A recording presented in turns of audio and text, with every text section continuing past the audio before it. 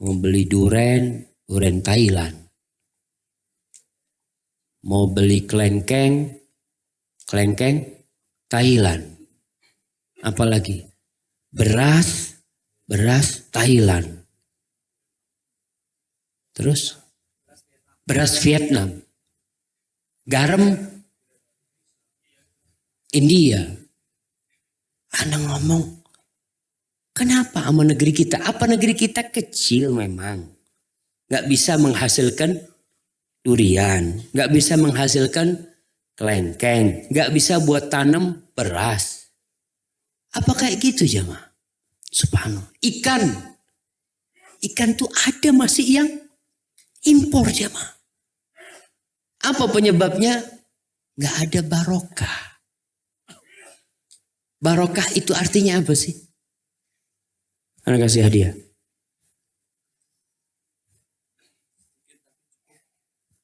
Sedikit tapi cukup.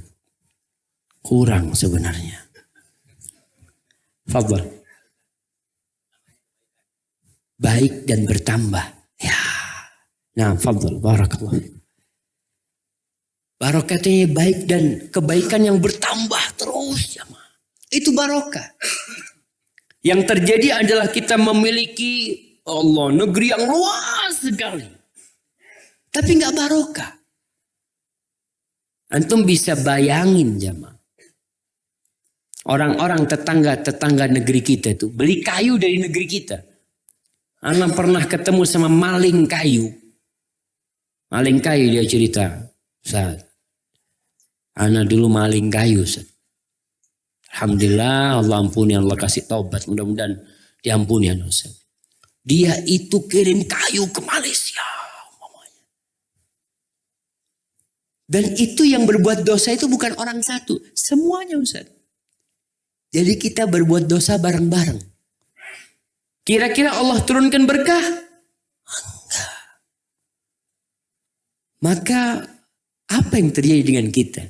Bikin manusia ini beriman bertakwa, selesai. Utang akan dilunasin. Antum kalau Allah mau kasih berkah jamaah. Antum bayangkan. Di kota Mekah itu ada banyak buah-buahan yang datang ke sana dengan harga yang jauh lebih murah daripada di negeri kita. Ada satu buah yang anak suka sama buah itu namanya kaka. Bahasa Arabnya. Kesemek. Kesemek. Apa bahasa kerennya? Apel Garut mah. Namanya itu Astaghfirullahaladzim. Bukan kesemek ya. Ya seperti kesemek. La haula wa la quwwata illa billah. Tunggu ana mau ingat-ingat cuma ana mau minum dulu. Bismillah.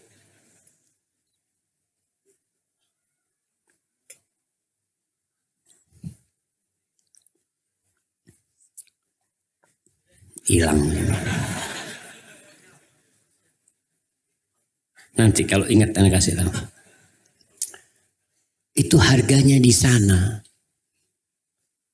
1 kilo itu mungkin 30.000 lah. Di sini harganya 1 biji 70.000. Wah itu. Bukan anggur jemaah. Subhanallah. Yang ana padahal suka tapi bisa lupa namanya. Namanya buah naga. Salah zaman.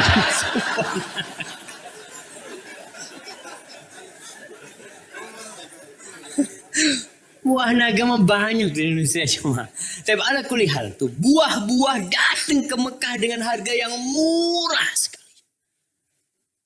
Di negeri kita tempat buah itu ada mahal. Kadang kala. Apa penyebabnya? Gak barokah.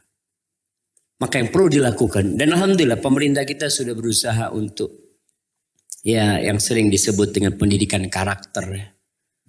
Dan karakter pertama yang harus dibina adalah bagaimana hamba itu mengenal Tuhannya. Yang lainnya selesai. Ilmu yang tinggi tanpa karakter yang baik, ya yang akan terjadi problematika utang tambah tahun tambah banyak. Kalau ceritanya orang lahir Ustaz, di perut ibunya, rakyat Indonesia itu, perut ibunya itu sudah punya utang Ustaz. Sampai seperti itu. Dari besarnya utang negara kita. Kita perlu berdoa memohon dan meningkatkan keimanan dan ketakwaan. Gak perlu ngomong orang. Fulan nih, jangan. Kau. Ibda binafsika. Mulai dengan dirimu. 1000 kilometer itu dimulai dengan 1 langkah. Kau mulai 1 langkah sampai 1000 kilo. Tapi kalau kau di garis start ini ngomong doang. Ini Ustaz. Kok gak jalan-jalan? Tapi kita jalan udah. Sisanya serahkan kepada Allah. Hadza wallahu a'lam bissawab. Terima kasih Ustaz atas jawabannya. Pertanyaan berikutnya, Assalamualaikum Ustaz. Jika saya berdoa memohon jodoh kepada Allah, lalu kemudian Allah jawab dengan seseorang yang datang untuk berniat baik, tetapi karena hal lain saya menolak seseorang itu, apakah saya termasuk orang yang sombong karena menolak jawaban yang Allah berikan itu ya Ustaz? Syukran. Barakallahu fikum. Iya jamaah. Kita disuruh milih. Ketika kita berdoa memohon jodoh, kadangkala seorang wanita yang terlambat jodohnya tidak datang, dia berpikir akhirnya, iya dah pokoknya siapa yang datang aku terima. Nggak boleh. Tetap kriteria suami yang soleh harus kau cari. Karena bisa jadi itu ujian dari Allah yang datang. Maka kalau tadi dikatakan anak berdoa minta jodoh lalu anak tolak. Pertanyaannya kenapa kau tolak? Kalau kau tolak itu karena ketampanannya. Atau kau tolak karena kekayaannya. Padahal dia orang yang soleh. Selesai hidupmu sudah. Kau akan hidup dalam kekacauan. Rasul SAW mengatakan, "Idza ja'akum man tardawna dinahu wa khuluquhu fa'ankihu." Kalau datang kepada kalian seorang lelaki yang agamanya baik dan akhlaknya mulia, nikahkan dia.